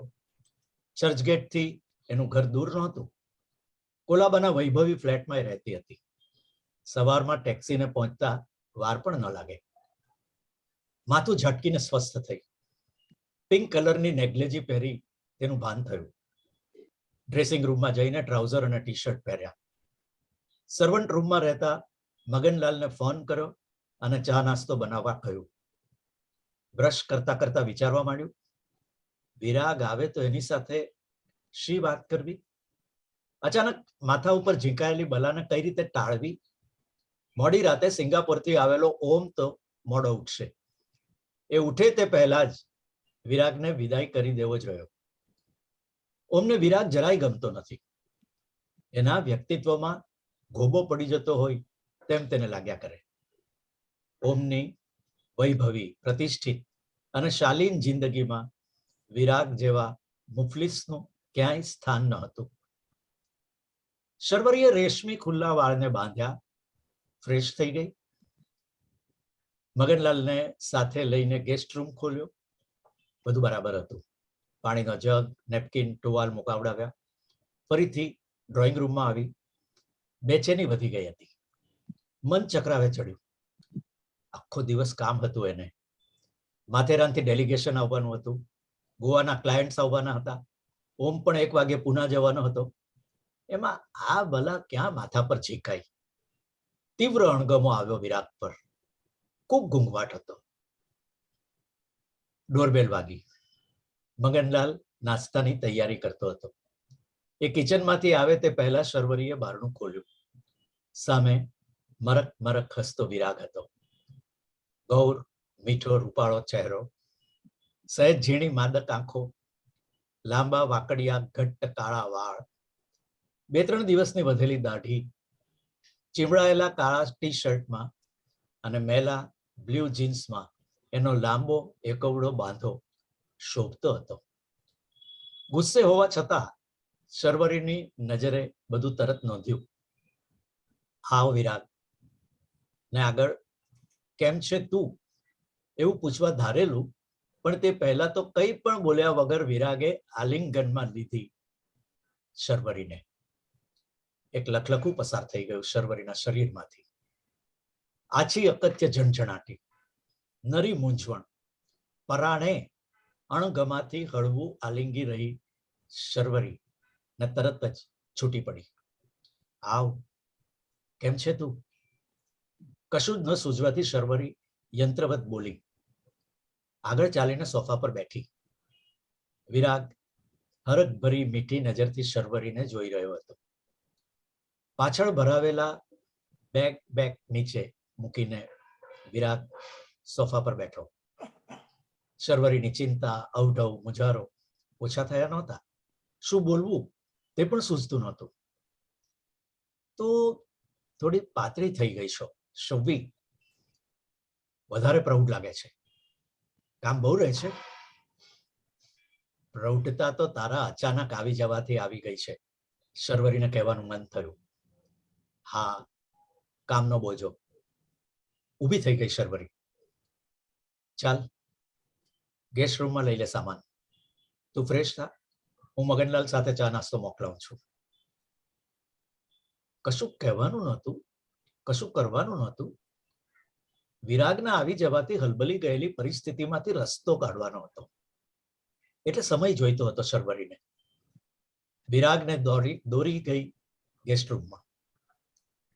વિરાગ ગાંડાની જેમ શર્વરીને તાકી રહ્યો હતો. શર્વરીએ નજર સહન ન કરી શકી. મગનલાલ એમ અકારણ બૂમ પાડી. અને રસોડામાં સરકી આવી. ચા નાસ્તો તૈયાર કરવાને બહાને એણે આવી પડેલી પરિસ્થિતિમાંથી માર્ગ કાઢવાનો હતો. ઓમને જરાય ગમતો નથી વિરાગ.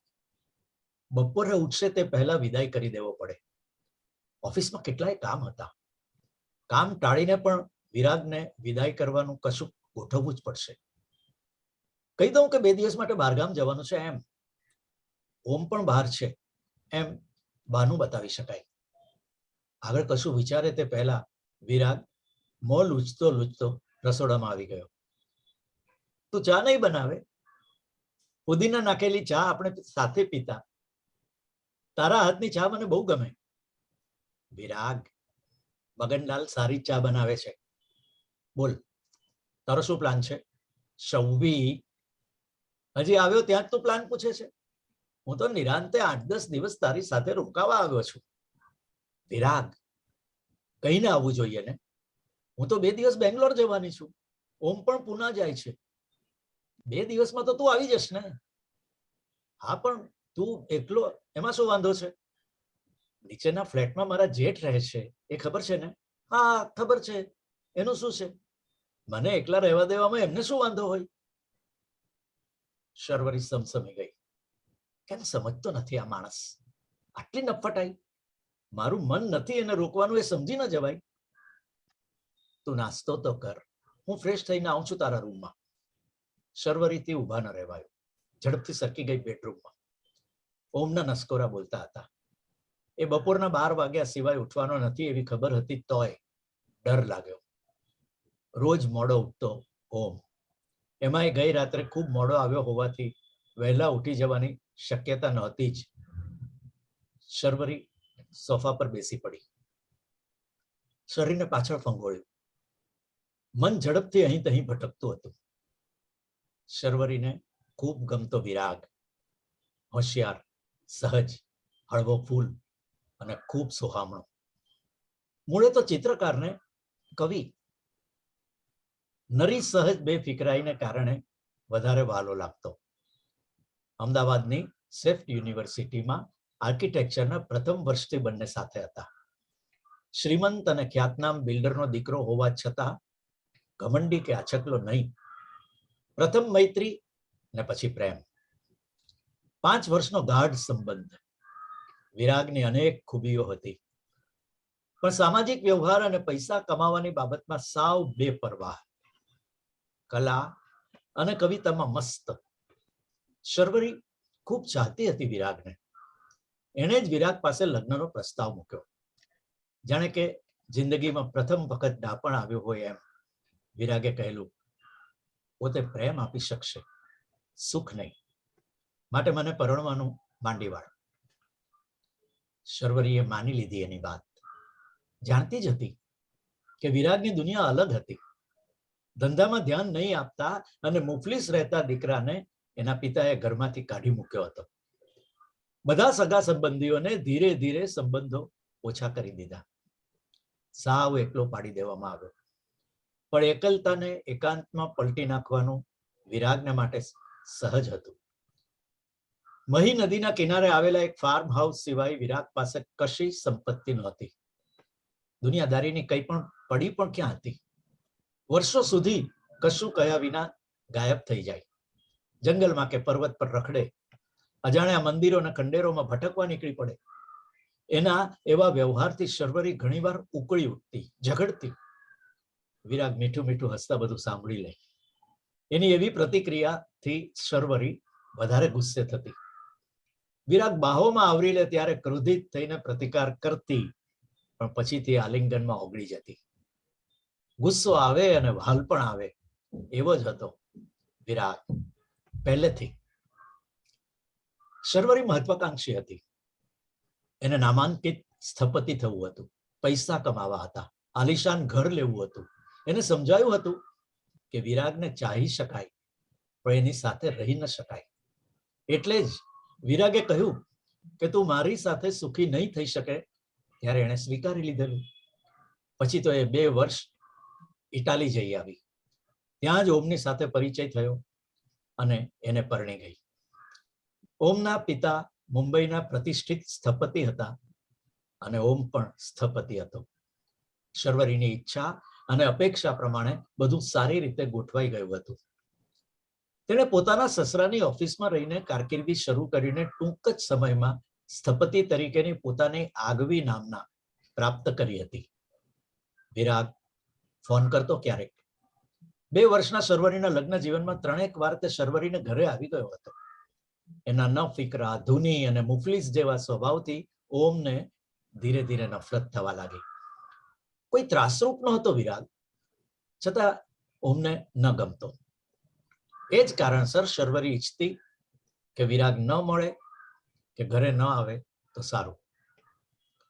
છેલ્લા 7-8 મહિનાથી એ ડોકાયો નહોતો, પણ આજે અચાનક આવી ચડ્યો એટલે શર્વરીની શાંત સમથળ જિંદગીમાં ખળભળાટ મચી ગયો.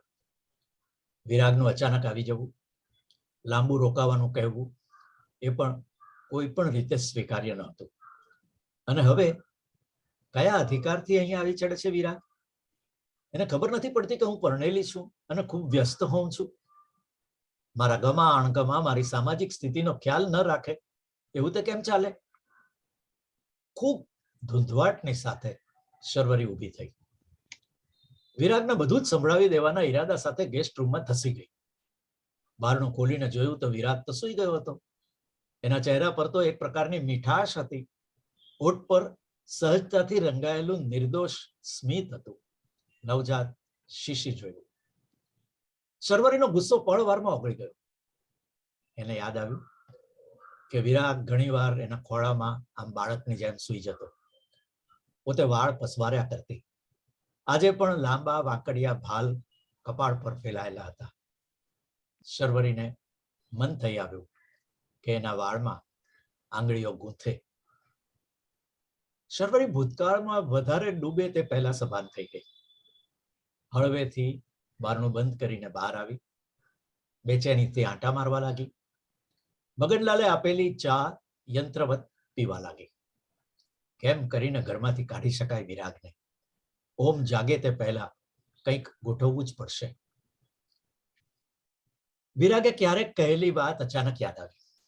શબ્વી, મારા માટે કાયમના સરનામા 2 જ છે. દક્ષિણે તું, ઉત્તરે હિમાલય. બાકી તો હું ખાનાબદોશ છું. ખાનાબદોશ શું ખબર છે? પોતાની પીઠ પર આવી શકે તેટલી જ ઘરવખરી લઈને ફરનાર વ્યક્તિ એટલે ખાનાબદોશ. હિમાલય પરથી શર્વરીને યાદ આવ્યું કે ફાઇનલની પરીક્ષા વખતે જ કોઈકને કશું કહ્યા વિના વિરાગ હિમાલય જતો રહ્યો હતો. એ હિમાલય ગયો હતો તેની એ પાછળથી જાણ થઈ હતી. પરીક્ષા પહેલા સર્જનાત્મકતા કઈ રીતે વિકસે, સ્થાપત્યમાં ચમત્કૃતિ અને અપૂર્વતા એને માટે શું કરી શકાય, પંચ મહાભૂતોનો મહત્તમ ઉપયોગ કઈ રીતે કરી શકાય, સાંપ્રત સામાજિક સ્થિતિને માટે સ્થાપત્યના નવા અંગો શા હોઈ શકે, એ માટે કલાકો સુધી પોતાના મૌલિક વિચારો કહીને શર્વરીના જ્ઞાનને એણે સમૃદ્ધ કર્યું હતું. વધુ ઉપયોગી થતું એ બધું. વિરાગની પ્રતિભા અસીમ હતી. એનો એ પોતે લાભ ન લેતો, પણ શર્વરી ઘણું ઘણું શીખી હતી, સૌની પ્રિય થઈ ગઈ હતી અને ઉચ્ચ ક્રમે ઉત્તીર્ણ થતી. શર્વરીને ખાતરી હતી કે જો વિરાગ થોડો ડાયો અને વ્યવહારુ થઈને ગંભીરતાથી પરીક્ષા આપે તો પરીક્ષામાં પ્રથમ આવે જ. બન્યું એનાથી સાવ ઉલટું. એણે તો પરીક્ષા જ ના આપી ને શર્વરી જ યુનિવર્સિટીમાં પ્રથમ આવી હતી. શર્વરીને સમજાયું હતું કે પ્રથમ ક્રમે આવવામાં એને સારા સ્થપતિ થવામાં વિરાગ જ કારણભૂત છે. ઘણીવાર એમ પણ થતું કે પોતાનો પ્રથમ ક્રમ આવે એટલા માટે જ વિરાગે પરીક્ષા આપવાનું ટાળ્યું હતું. શર્વરીનું હૈયું ભરાઈ આવ્યું. આવો વિરાગ નર્યા પ્રેમને કારણે મળવા આવે તો પણ અપમાનિત કરીને તરત જ વિદાય કરી દેવાનો શો વાંક હતો એનો? એ નિસ્વાર્થ પ્રેમ કર્યો હતો. ક્યારેક છેતરી નથી કે હેરાન નથી કરી, કોઈ અપેક્ષા રાખી નથી. પરણ્યો નહીં તે પણ સમજણથી. અને કેમ આવે છે અચાનક પોતાના ઘરે? કારણ કે એ શર્વરીને પોતીકી માને છે. એને એમ લાગ્યું હશે કે કોઈ પણ કારણ વગર, કશીએ જાણ કર્યા વગર શર્વરીના ઘરે જઈ શકાય છે. શર્વરી આર્દ્ર થઈ પછી મૂંઝાઈ. ઓમને વિરાગનું આગમન નહીં જ ગમે એની ખાતરી હતી. ઝઘડો પણ થઈ શકે ને કેટલા દિવસ રાખી શકે વિરાગને? નિરાંતે મળવાનો સમય પણ ક્યાં હોય છે પોતાની પાસે? એણે રસ્તો વિચાર્યો કે વિરાગને સમજાવીને ક્યાંક મોકલી દઉં. એ વિરાગ પાસે ગઈ, જગાડ્યો એને. જો વિરાગ, મારે 2 દિવસ બહાર જવાનું છે, ઓમ પણ નથી, તું એકલો રહે તે ઓમને ન ગમે. તું જાણ કરીને આવ્યો હોત તો મેં કંઈક ગોઠવણ પણ કરી હોત. અરે હા, નહીં એ તો સાચું, મારી ભૂલ થઈ ગઈ. સારું, હું નીકળી જાઉં. મારી બેનને ત્યાં, રિહાને ત્યાં જાઉં, મળું એને. સરનામું છે એનું તારી પાસે? શર્વરી મૂંઝાઈ. રિહા સાથે તો કોલેજ કાળથી પરિચય હતો, મરીન ડ્રાઈવમાં જ રહે છે, પણ રિહા વિરાગને આવકારવાને બદલે અપમાનિત જ કરશે એની ખબર હતી. શર્વરીને ખોટું બોલવું પડ્યું. અરે, રિહા તો દિલ્હી ગઈ છે એના દિયરને ત્યાં, ક્યારે આવશે એની ખબર નથી. વિરાગ પથારીમાંથી ઊભો થયો, વાળ સરખા કર્યા, બેગ પેક ઉઠાવી. જીયા, યસ જીયા, તારી મોટી બેન, એ તો ઘરે હશે ને, અહીં જ ક્યાંક રહે છે ને? એના ઘણા સમયથી મળ્યો જ નથી, જરાક મળીને નીકળું. આપ સરનામું એનું. જીયા પણ કઈ આવકારવાની થોડી છે, પોતે જ જો રાજી નથી તો જીયા તો શેની બોલાવે? હૈયું ભરાઈ આવ્યું શર્વરીનું. રૂમમાંથી બહાર નીકળતા વિરાગની પીઠને જોઈ રહી. કેટલું સહજતાથી સ્વીકારી લે છે આ માણસ.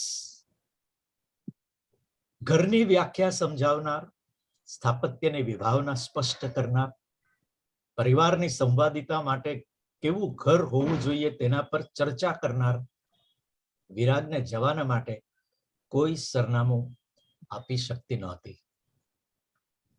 ક્યાં સુધી આમ જ ઊભી રહી? આપને સરનામું. વાર લાગવાથી વિરાગે પાછું ફરીને જોયું. શર્વરીની આંખમાંથી દડ દડ આંસુ સરી પડ્યા.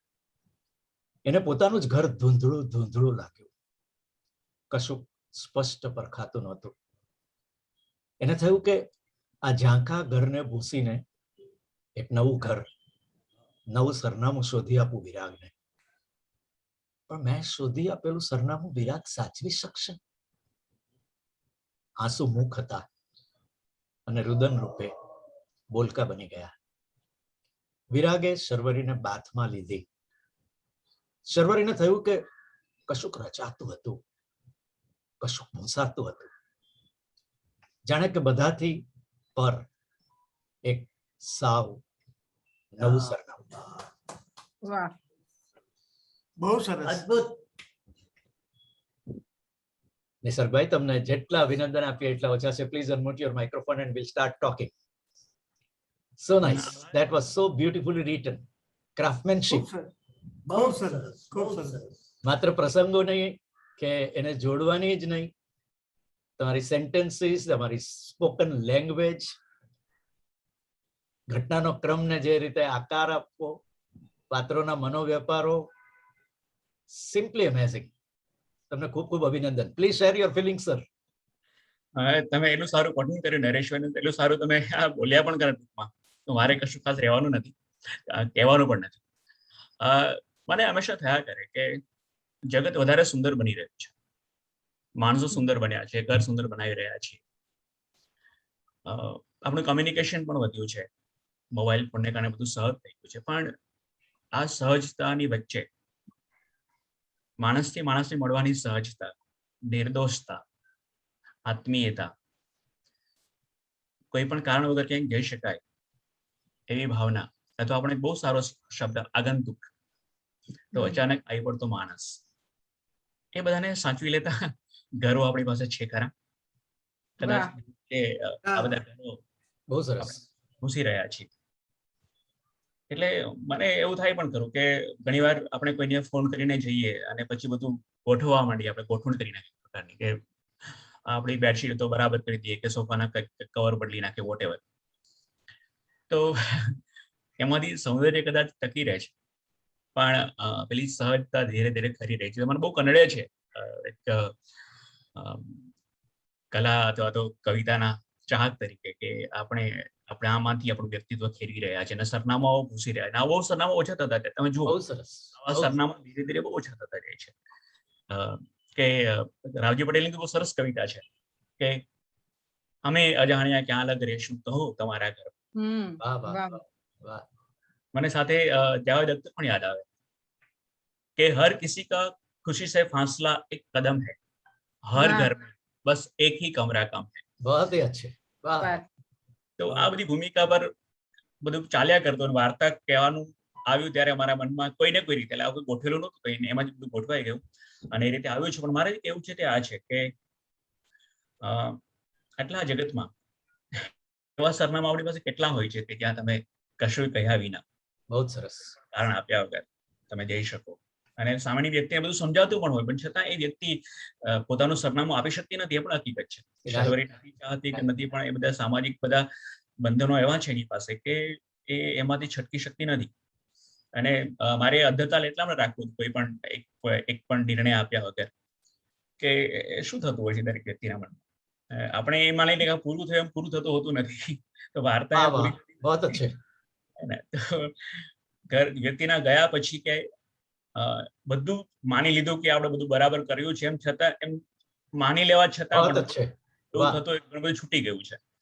તો એ આધાર પર મારી વાર્તા છે ને આપણે બહુ ગમી છે તો બીજા ભાવકોને તો એનો આનંદ છે. બીજું વિશેષ તો શું કહું. તો મારી ભૂમિકા તમારી પણ નિખાલસતા છે. યમિનીબેન, હું આપને પણ જોડી રહ્યો છું. You can please join us and talk also. આજે કે બકુલભાઈ, જોઈનિંગ યુ ટુ. મિત્રો, આ કેવો સરસ અનાયાસ છે.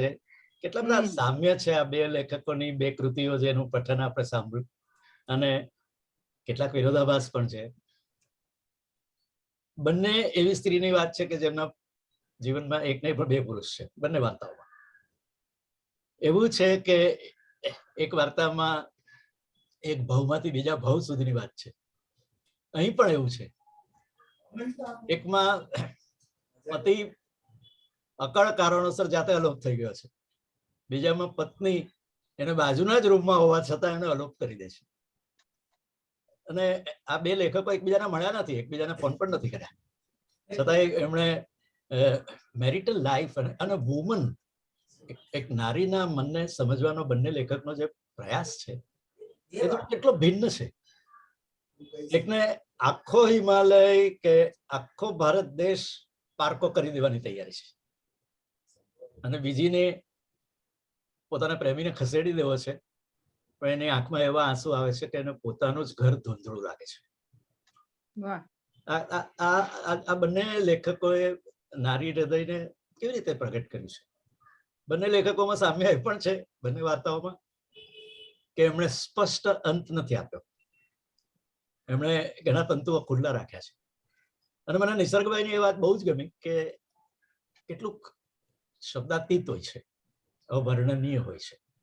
શર્વરીના મનમાં જે કંઈ પણ ચાલે છે તેને તમે એક નવી વાર્તા રૂપે આખી લઈ શકો.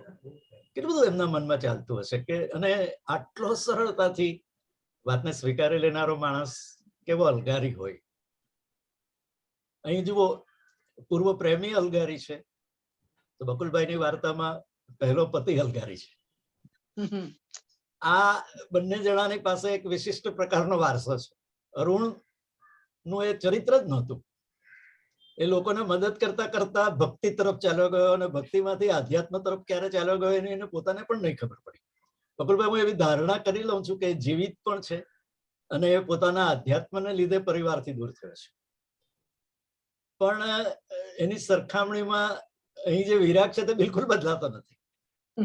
મને બહુ જ એ પણ ગમ્યું કે 5 વર્ષના સહવાસ પછી સરળતાથી એક વાક્યથી બંને જણા એકબીજાના માટેનું આજીવન માન રાખીને છૂટા પડવાનું કેટલું સરળતાથી, વિરાગ જ આવું વિચારી શકે. અને શર્વરી વિથ ઓલ હર ઇન્ટરેસ્ટ એમણે એ વાતને સ્વીકારી. આ 21મી સદીના લેખકો છે. બકુલભાઈની ઘણી બધી વાતો 20મી સદીની સાથે મેળ ખાય છે, અને નિસર્ગ યુવાન છે, એની વિચારસરણી પણ યુવાન છે. એટલે એને બે પાત્રોને, બે પ્રેમીઓને સરળતાથી અલગ કર્યા છતાં એવી રીતે અલગ કર્યા કે આ જીવન સાથે રહેશે. ભલે વાહ, શારીરિક રીતે નહીં પણ માનસિક રીતે એ લોકો એકબીજાનો એકબીજા પ્રત્યેનો સ્નેહ, પ્રેમ, અન્ડરસ્ટેન્ડિંગ. કારણ કે વિરાગ એ પાવર હાઉસ હતો ફોર શર્વરી ઓલ્સો એના વિચારોથી. અને મને નિસર્ગભાઈ એ પણ બહુ ગમ્યું કે તમે એ બેકગ્રાઉન્ડ માટે એક આખું પ્રોફેશન લીધું એન્ડ દેટ ઇઝ આર્કિટેક્ચર. એમાં આ બધું જ આવે છે. It is just not building designing a room or making a building. It is making the world for it. અને એ વર્લ્ડમાં, વિશ્વમાં રહેનારા માણસોના મન પણ is a part of architecture. એનું એસ્થેટિક્સ, એ બધી વાતો આપણે ખૂબ સરળતાથી, જે બકુલભાઈ કહે છે ને કે ઘટના ઉપરાંત કશુંક એવું છે કે જે વાર્તાકારે પોતાની વાર્તામાં કહેવા માટે એનું નિમિત્ત બને છે આ વાર્તા. તે તમે કેટલું સરળતાથી એ આર્કિટેક્ચરને તમે સમજાવ્યું, બે પ્રેમીઓ વચ્ચેના અન્ડરસ્ટેન્ડિંગને તમે સમજાવ્યું, પતિ અને પત્ની, અને એસ્પેશિયલી પત્ની કે જેને બધું મેનેજ કરવાનું છે અને એ મેનેજમેન્ટ તમે કેટલું સરળતાથી સમજાવ્યું. છતાં એ નથી કરી શકતી. એમાં એનો વિજય છે, લેખકનો પણ નહીં, શર્વરીનો, એનાથી પણ ઉપર વિરાગનો. બધું ત્યજી દઈને પણ બધું ભોગવી શકાય છે. તે વાત જે આ પાત્ર દ્વારા મુકાય છે. બંને વાર્તાઓમાં 3 પાત્ર છે. બંનેમાં એક પતિ છે, પત્ની છે અને એક એવી વ્યક્તિ છે કે જે લગભગ એબસન્ટ છે. અહીં એ એબસન્ટ. હવે આ 2 વાર્તાઓને આપ જોડી પણ શકો. કપિલભાઈની વાર્તા જ્યાં પૂરી થઈ છે ત્યાંથી નિસર્ગની વાર્તાને આપણે શરૂ પણ કરી શકીએ. એટલે આ એક અનાયાસે, મને બહુ જ અમેઝિંગ લાગે છે કે અનાયાસે થયેલું આ એક એવું મિલન 2 લેખકોનું છે કે જેમાં ઘણી બધી વાતો, અને મુખ્ય મુદ્દો છે એક મહિલાનું મન. અને એ મનને એમણે કેવા કેવા જુદા જુદા આયામો વાચકો અને શ્રોતાઓની સામે આપ્યા છે. બહુ લાંબુ બોલ્યો. યોર રિએક્શન્સ યામિનીબેન. હાજી, આ બંને વાર્તા તમે જે બહુ સરસ પઠન કર્યું, સાંભળતી હતી ત્યારે આટલી અદ્ભુત વાર્તા. Thank you. એટલે સતત એવું થતું રહ્યું કે હવે શું આપણે કહીએ ને વોટ નેક્સ્ટ. તો ને સંવાદ આટલા બધા સરસ. નિસર્ગભાઈ તો પોતે જ આટલા બધા સ્થાપત્યને, એટલે કલાકાર છે બધી જ રીતે, કવિ, અને એટલે બધા ડાયલોગ્સ પણ એટલા બધા સરસ. અને એવું થાય છે કે આમાં જે બકુલભાઈની વાર્તા છે ને, અંજની, એ અંજનીનું આ એક સપનું છે કે એનો ભૂતકાળ છે કે કઈ થોડું એવી રીતે, કારણ કે અંજની મોટી છે, આમાં આ નાયિકા નાની છે જે વાર્તા ઉંમર પ્રમાણે. તો એવું થાય કે બંને સાથે આપણે એટલા બધા સંલગ્ન થતા જઈએ છીએ આ બંને વાર્તાને સાથે. અને પેલામાં જે વિરાગ છે નિસર્ગભાઈની વાર્તામાં, એ કલાકાર અને કવિ અને એકદમ કહેવાય ને શરૂઆતમાં કે મુફલીસ જેવો એને જે એના પતિને એવો લાગતો હતો એ આવે, અને ખાસ એવું કે એને પરીક્ષા આપવાનું, એટલે એ પ્રથમ જ આવતે પણ આને, એટલે એ લોકો બંનેનો કેવો સ્નેહ, કેવી લાગણી, કેવો પ્રેમ, એવું વર્ણવી શકાય કે પહેલાના વખતમાં. ને એને સામેથી જ કહ્યું હતું કે હા, લગ્ન કરીશ તો તું નહીં, હું નહીં એટલું સુખ આપી શકીશ. ને સમજણથી જ આ રીતે થયું હતું. ને છેલ્લે પણ જ્યારે આપણે છેલ્લે એવું થાય કે કદાચ પેલો એનો પતિ ઉઠી જશે, અથવા તો ઉઠી જશે પછી એને સમજાવવું પડશે, એને નહીં ના પાડી શકે, અથવા તો પેલો નહીં જ જશે, તને શું વાંધો છે. એટલે આપણને એમ થાય કે આટલું મોટું એનું ફ્લેટ, આટલો વૈભવી ફ્લેટ છે, આટલી મોટી જગ્યા છે, એમાં એક માણસને તે બિચારો એને એટલું કઈ જોઈતું હોય એના માટે પણ જગ્યા નહીં જ પાડવી શકી પેલી નાયિકા શર્વરી. તો એવું થાય કે છેલ્લે થશે શું. અને પછી જે પેલા આંખમાં આંસુ છે, અને આંસુમાં એને બધું ધૂંધળું દેખાય છે, પણ એ ધૂંધળું દેખાય છે, એ ધૂંધળાશમાં વિરાગ સરનામું વાંચી ગયો છે, કે એને સમજાઈ ગયું છે સરનામું. ને છેલ્લે બિચારો કેટલું બધું કે હું અહીંયા જાઉં, એટલે આપણને એના પ્રત્યે એટલું બધું થાય કે કેટલું ભોળો બોલો, એમ કે હું અહીંયા જાઉં બેને ત્યાં જતો, પેલી બધું વિચારે કે આવી રીતે નકારશે પેલું. તો એ પણ સમજી ગયો છે ને એ સરનામું માંગે છે કે ચાલ હું અહીંયા જઈ આવ, તું બેંગ્લોર જાય એટલી વારમાં અહીંયા જઈ આવ, ત્યાં જઈ આવ. અને છેલ્લે નથી થઈ શકતું. અને બસ અંત પણ બહુ ગમે ને, વચ્ચેથી ડાયલોગ આવે ને, એટલે હવે શું પેલા નાના છોકરાની જેમ એમ થાય ને કે શું થશે એવું. એટલે બહુ જ મજા આવી નિસર્ગભાઈ. That is the nice way of telling the story, Yamini-ben. That is અને the nice way of... બકુલભાઈની સાથે બી એમ થાય કે હા, આ એપિસોડ જોઈ રહ્યા છે આપણે, 2 એપિસોડ એક સાથે જોઈ કાઢીએ ને, એ બધું બહુ બધું સામ્ય છે. સાચી વાત છે. મને જે વધારે સ્પર્શી વાત યામિનીબેન થઈ કે એક પ્રેક્ટિકેબિલિટી, આપણે વ્યવહાર કુશળતા એવું કહીએ છીએ, અને એ વ્યવહાર કુશળતામાં આપણે જઈએ છીએ જે શર્વરી છે, જે બધું જ બેલેન્સ કરવા માંગે છે, પોતાના પ્રેમને પણ પોતાની કરિયરની સામે એ જતો કરવા માંગે છે. વ્યવહાર કુશળતા છે એ ઓમને શોધી કાઢે છે અને એની સાથે એવી રીતે ગોઠવાય છે, છતાં વિરાગથી અલગ પણ નથી થઈ શકતી અને વિરાગ એને પસંદ નથી કરતો તો એ અત્યારે એ પસંદ કરે છે કે જે ઓમની પસંદ છે તે જ મારી પસંદ હોવી જોઈએ. આ પ્રેક્ટિકાબિલિટીઝ છે અને તે પ્રેક્ટિકાબિલિટીની સરખામણીમાં જ્યારે એક અનપ્રેક્ટિકેબલ પર્સન સામે રજૂ થાય છે, જે નાયક છે, જે લેખક જેને પ્રોજેક્ટ કરવા માંગે છે તે છે. અને એના દ્વારા, કારણ કે એમણે એ મુદ્દાને ચર્ચા પર લેવો છે કે વાચકના મનમાં એ મુદ્દાની સ્પષ્ટતા ચર્ચા થવી જોઈએ કે આવો અલગારી પણ માણસ હોઈ શકે અને એ અલગારીને પણ પોતાનું આ જગતની અંદર સ્થાન છે, અતકેરું સ્થાન છે, તે વાત એમણે અંડરલાઈન કરવી હતી. એટલે એ મૂકવાના માટે એમણે આ પાત્રો, અને ઓમને તો એમણે બીજા રૂમમાં સૂતો કરી દઈને એને સાઇડલાઈન કરી દીધા, પણ એમણે ત્યાર પછી જે બે પાત્રોના મનોભાવ ઓછામાં ઓછા શબ્દોમાં, ઘટના લોપ જ છે પણ તે છતાં કેટલું બધું બને છે. અને એમણે જે પાત્રોના ઉઘાડ આપ્યા, એમના સાયકોલોજીકલ રીઝન્સ આપ્યા, જે લોજિક્સ આપ્યા, તેઓ સંપાદક છે એટલે બહુ બધી વાર્તાઓમાંથી પસાર થતા હશે. તેઓ પ્રોફેસર છે એટલે વિદ્યાર્થીઓને ખૂબ નજીકના હશે અને એવા સોહમણા પ્રોફેસર છે કે લોકોના પ્રિય પણ હશે.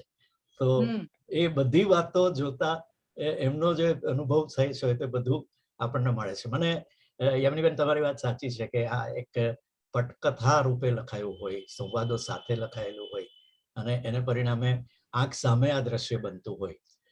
બકુલભાઈની વાર્તાનું જે કનેડાનું ઘર છે તે અહીંયા મુંબઈના કોલાબાનું ઘર છે અને તમે એનું ડિટેલિંગ જુઓ, એનું ફોકસ જુઓ. એને મુંબઈમાં જ રહેનારી વ્યક્તિને એમણે જાણે આ જગતમાં કઈક ટોચ પર રહેતા એ સમયનું કોલાબા અને એવા ફ્લેટ્સ, એની બાંધણી, કારણ કે આ બધું પાછું એમના મૂળ વિચાર આર્કિટેક્ચરની સાથે જાય છે. એને ઓમ અને શર્વરીના કેરેક્ટર્સની સાથે બેસે તેવું ફર્નિચર રાખવાનું છે, એવી ડિઝાઇન રાખવાની છે અને એ બધી વાતોની સાથે એને વિરાગનો જે માનસિક ડિઝાઇન છે તેને ઉપર રાખવાની છે. So this is a beautiful craftsmanship of a good writer. એમણે કહ્યું તે પ્રમાણે કે તેઓ વાચક તરીકે, સંપાદક તરીકે ઘણી બધી વાર્તાઓમાં જે અધૂરપ જોતા હોય છે તે જયારે વાર્તા સર્જન કરવાનું આવે છે સંપાદકે, બંને સંપાદકો છે આપણી સાથે, અને એ જયારે વાર્તા સર્જન પર આવતા હોય છે તે વખતે એમનું જે રિફ્લેક્શન છે તે બહાર આવી જાય છે. નિસર્ગભાઈ, Bakulbhai, you can please talk and share. મારે જે કહેવાનું થાય તે કે લેંગ્વેજનું સ્ટ્રક્ચર નિસર્ગભાઈએ જે રીતે જાળવ્યું છે ને, જે ઇનર સાઇડ જે રીતે પ્રગટ થતી આવે છે ને, બહુ જ સરસ. એટલે અહીંયા આપણે જે રોમેન્ટિસિઝમ કહીએ છીએ ને, તો રોમેન્ટિસિઝમનો અહીંયા એક નવા પ્રકારનો ઉઘાડ છે અને તે ધીરે ધીરે કરતા જે રીતે એ પછી ઉઘડતો આવે છે. અને વિરાગ, આમ તો સરસ્વતી ચંદ્રની પ્રણાલીમાં આપણે કહીએ કે એમને નામ છે ને એ વિરાગ એ રીતે રાખ્યું છે. એ છે વિરાગ, વૃત્તિવાળો પણ એ છે અને તે આની અંદર બહુ સરસ રીતે પ્રગટ કર્યું છે. અને વાર્તા એના અંત સુધીમાં જતા, એટલે પહેલા જે સર્વરીના મનમાં જે સ્ટ્રેસ છે ત્યારે આપણને થાય કે હવે શું, પણ પછી એ જે સ્ટ્રેસ છે ને એના ભીતરમાં નવા ઉઘાડ સાથે જ્યારે પેલો સોફા પર સૂવે અને ત્યાર પછી એને પૂર્વજીવનનું જરાક સ્મરણ, અને હિમાલયમાં પણ એ જે રીતે ચાલી જતો, અને આમાં સ્થપતિ એને રાખ્યો છે અને આના ઘરવાળો જે સંદર્ભ છે ને એ સતત રહે છે. અને અહીંયા સરનામાની શોધ છે, શીર્ષક બહુ સરસ છે. જે પોતે સ્થપતિ છે, જે ઘરને રચી આપનારો, ઘરની ડિઝાઇન કરી આપનારો માણસ છે, એના પોતે તો ઘરમાં રહેનારો માણસ જ નથી, એ તો રજડું પ્રકૃતિનો માણસ છે. ને અત્યારે પણ એ કોઈ ઘરમાં પોતાને એનું હજુ સ્થાયિત્વ પ્રાપ્ત નથી થયું, કારણ કે એ સ્થાયિત્વ ઝંખતો માણસ જ નથી. એણે અનેક ઘરની ડિઝાઇન આપી છે પણ એને મન હજુ કોઈ એવી વસી નથી. જો કોઈ એને વસ્યું હોય તો એક હિમાલય અને બીજી સર્વરી છે. એ સિવાય એના કોઈ બીજા એને આધારો એને જીવનમાં બે જોયા પણ નથી. તો આ બે બિંદુઓ પર એટલી સરસ રીતે વાર્તા નિસર્ગભાઈએ લખી છે કે વાહ, હું મારી વાર્તાને ભૂલીને હું અત્યારે સામે નિસર્ગભાઈની વાર્તાને જો આગળ કરી. એવું મને ભાઈ, આપે કહ્યું તે પ્રમાણે પહેલું 1-1.5 પાનું મેં વાંચ્યું, ત્યાર પછી મેં પાછું વિચાર્યું કે આ નિસર્ગની જ વાર્તા છે કે બકુલભાઈની વાર્તા છે, કારણ કે તમારી વાર્તાનું શીર્ષક એવું હતું કે એક અજાણ્યો ભાઈ, અને સર્વરીને પહેલો ફોન કોલ ઊંઘમાંથી ઉઠતાની સાથે જે મળે છે ઓહ, કે બાપરે, જે અજાણ્યો એકદમ, ભાઈ છે તે એકદમ. સતત એ સાચે જ. અભ્યાસ કરે છે. વાહ. ના બહુ કેટલુંક સાયુજ્ય એટલે પેલું પાત્રગત સાયુજ્ય કે સ્ત્રી કેન્દ્રિતા એ બધું છે, પણ બંનેના ફલક જે પ્રકારના છે ને તે બંને વાર્તાને વિલક્ષણ બનાવે છે. નિસર્ગભાઈ, your reactions. Jaina wants to say મારે something. મારે કેવું છે, હમણાં છેલ્લી સ્ક્રીન વાર્તા પર દેખાય તે રીતે આવો, મેં- મારી તરફ હા, મેં હમણાં જે વાર્તા સાંભળી, મારી અને- તરફ આવો બધું. હા. કઈ નહીં, હવે મને સાંભળ બોલી લેવા દે ને, પછી ઓકે, ભૂલી જાય, બોલો. મગજમાંથી નીકળી જાય. ઉતાવળ છે જતા ઉતાવળ કરો પ્લીઝ. હા, એટલે મારું એવું કેવું છે કે ભલે આ લોકોએ લવ કર્યો અને છૂટા પડ્યા અને પાછા ભેગા થવાની વાર્તા થઈ, પણ હું મારી દ્રષ્ટિથી જોઉં છું કે હું એક માં છું, અને મારો દીકરો જો આ રીતે અલગારી બની જાય અને હિમાલય પર ચાલ્યો જાય તો એ મને ન પોસાય. હું એનું જીવન સુધારવા માટેનો પ્રયત્ન કરું. જૈના એનો જવાબ એ છે જે લેખકે આપ્યો જ છે, હમ. એના પપ્પા મમ્મીએ કાઢી જ મૂકેલો. આ તો પણ મા બાપની એને ફરજ છે. સમાજે પણ એને કાઢી જ મૂકેલો. ના, એની મા પાસે બાપની એક ફરજ ફાર્મ છે. હાઉસ સિવાય બીજી કોઈ પોતી કઈ જગ્યા જ નથી. તો તમે જે કહો છો તે વાત તો લેખકે બિલકુલ કરી જ દીધી છે. But that is, એટલે from a mother's point of view or from the society's point of view, જૈનાનો હા એટલે એ જુદો મારી perspective છે. દ્રષ્ટિ એવી છે કે છોકરાઓ એમાં આપણે એને બકુલભાઈ, આમાં એક છૂટા વધારાનું નથી કારણ એ છે કે એનો પણ દીકરો આર્કિટેક્ટ છે ને. અને એ હા, આપણને આટલા મોટા કર્યા પછી પણ આપણને એમ થાય કે આપણને આપણું વ્યાજ જોવા મળે, આપણને એનો આનંદ થાય, એવી ઈચ્છા થાય કે છોકરાઓને સાથે રહીને એ લોકોનું પોતાનું જીવન જીવે. આમ અલગારી બની જાય કે નહીં, યોગ્ય નથી. જૈના, from your point of view તમારી વાત તદ્દન જ સાચી છે. ચાલો, bye. For any mother it would be like this only. Yeah. હા ને નિસર્ગજી, please share. એટલે આખી યાત્રા એક અજાણ્યા ભયથી એક અજાણ્યા જણ સુધીની છે. કરી વાત. ના, એટલે મારે માત્ર આનંદ વેચવો જે રીતે વાતો કરી તમે, નરેશભાઈ, તમે તો બહુ સારા ક્રિટિક પણ છો, એટલે મને બહુ તુલનાત્મક રીતે બંને વાર્તાઓને મૂકી આપી અને બહુ સારું પઠન થયું. અને બકુલભાઈની વાર્તા એટલે અદભુત બની. મને વાર્તા મનમાં ગુંધાતી હતી, મેં તો પહેલી વાર વાંચી, સાંભળી બંને રીતે. તો એક અજાણ્યો ભાઈ, અને પછી અને તમે સારું કહ્યું કે એ વાર્તા આગળ ચાલી શકે તેવી છે, કારણ કે એ જે રીતના અંત આવ્યો છે એ રીતના, તો એ વાર્તા ત્યાં પૂરી થતી નથી, રચાતી રહે છે આપણા ચિત્તમાં. પણ કઈ આનંદ વેચો છે, બીજું કશું નથી. ખૂબ મજા પડી. અને મારે ખાસ તો વાર્તા છપાવી હોત તો એમાં મને આટલી મજા ના આવી જે રીતના આજે તમે બહુ સૂક્ષ્મ ભાવકો સામે છો અને ભાવકો કરતા વિવેચક પણ છો. તે બધા યામિનીબેન, બકુલભાઈ અને તમારો બધા સપોર્ટ મળ્યો, તો બસ આનંદ છે, બીજું કશું નહીં. Thank you so much. મને જે પ્લેટફોર્મ પણ મળ્યો એનો પણ આભારી છું. બંને લેખક મિત્રોનો ખૂબ ખૂબ આભાર. યામિનીબેનનો ખૂબ ખૂબ આભાર. યામિનીબેન પોતે પણ બહુ સારા વાર્તા લેખિકા, અભિનેત્રી છે. એમના પઠન પરથી જ આપને ખ્યાલ આવ્યો હશે કે તેઓ સાહિત્ય સાથે, અને મૂળ તો એમનો પરિચય એક કવિયત્રી રૂપેનો છે, અને તે ઉપરાંત પણ વાર્તા ઉપર પણ તેઓ સતત અત્યારે કાર્યરત છે. સો એમના જે પ્રતિભાવો હતા તેમાં એ લેખિકા પણ આપણી સાથે જોડાઈને વાતો કરતા હતા.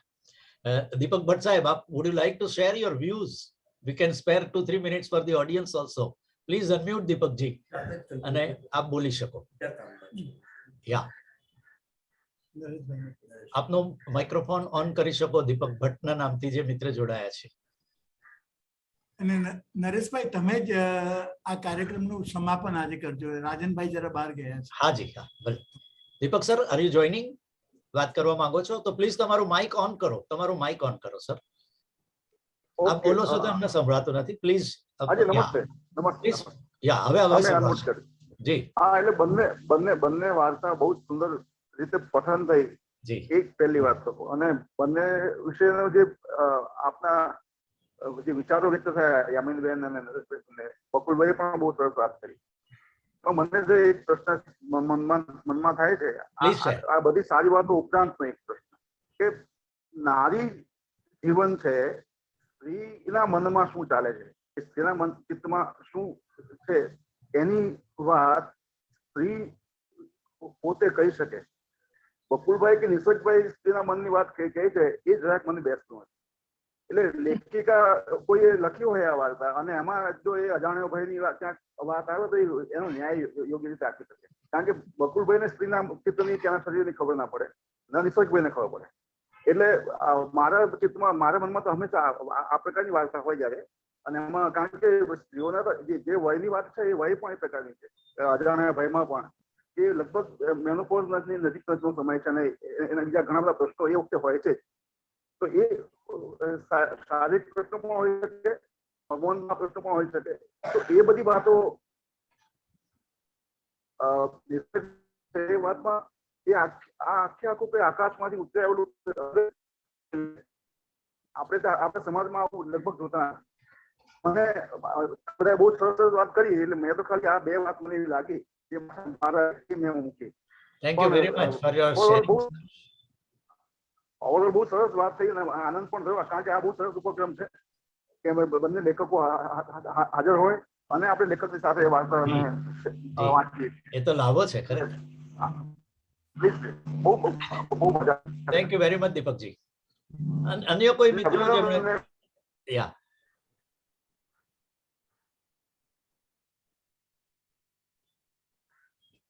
એમને કનેક્ટિવિટીના થોડા પ્રશ્નો છે. સો ફરીથી મિત્રો આપણે બંને લેખક મિત્રોનો આભાર માનીએ, યામિનીબેનનો આભાર માનીએ, પરિષદનો એ રીતે આભાર કે આપણને આ પ્રકારનો એક ઉપક્રમ કરવાની તક આપે છે. અમારા મિત્ર રાજન ભટ્ટનો, પ્રકાશજી જેઓ આપણા સૌના મેન્ટર સમાન છે, પ્રમુખશ્રી કીર્તિદાબેને પણ આજે સવારે ફોનથી બંને લેખક મિત્રોને ખૂબ ખૂબ શુભકામનાઓ પણ પાઠવી, કાર્યક્રમને શુભકામના પાઠવી. આ બધાનું સ્મરણ અને આજનો આ કાર્યક્રમ પૂરો કરતા પહેલા હું આપને જણાવવા માંગુ છું, ખાસ કરીને જે મિત્રો સાહિત્યમાં વાર્તા લેખનની દિશામાં કાર્ય કરે છે, મને લાગે છે કે આ ચર્ચા એ લોકોએ જરૂરથી સાંભળવી જોઈએ. અને એટલું જ નહીં, શક્ય હોય તો હવે પછીના કાર્યક્રમોમાં આપણી સાથે જોડાઈને એમણે એક વાચક કે પ્રેક્ષક રૂપે પણ પોતાના મનમાં જેવી રીતે દીપકભાઈ ભટ્ટે પોતાની પ્રતિક્રિયાઓ આપી એ રીતે એમણે જોડાવવું પણ જોઈએ. એવું વધારે એક્સટેન્શન થઈ શકે એ હેતુથી આપણે આ કાર્યક્રમનું જે રેકોર્ડિંગ કરી રહ્યા છીએ, that recording also we are going to share on YouTube, કે જેથી વધારે મિત્રો સુધી આ વાત પહોંચાડી શકાય. આપ સૌનો ફરીથી ખૂબ ખૂબ આભાર માનીએ અને આ કાર્યક્રમને વિરામ આપીએ. Thank you very much. Thank you. Thank you.